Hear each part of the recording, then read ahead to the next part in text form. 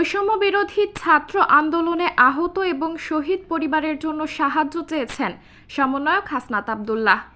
বুধবার ২৮ আগস্ট রাতে ফেসবুকে এক পোস্টে তিনি সাহায্যের জন্য আবেদন জানান।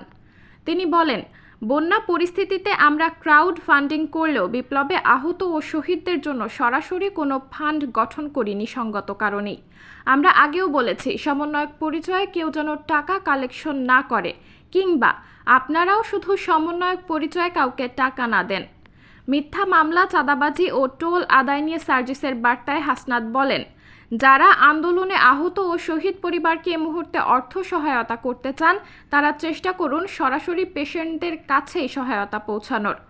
বিশ্বাস করুন, তাদের অনেক সহায়তা প্রয়োজন। বিভিন্ন এনজিও লিস্ট করে কাজ করছে, তাদের মাধ্যম ব্যবহার করতে পারেন।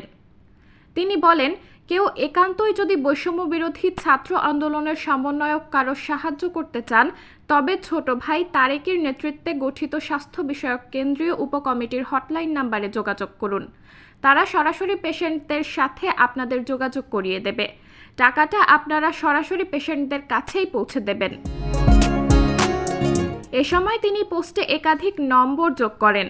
এগুলোর মধ্যে একটি হলো ডোনারদের যোগাযোগের জন্য হটলাইন নাম্বার 01303380389, আর যে কোনো জরুরি সহায়তার জন্য হটলাইন নাম্বার দেন 01400728080 এবং 01818279217। সাবরিনা জলিল, সবার কথা।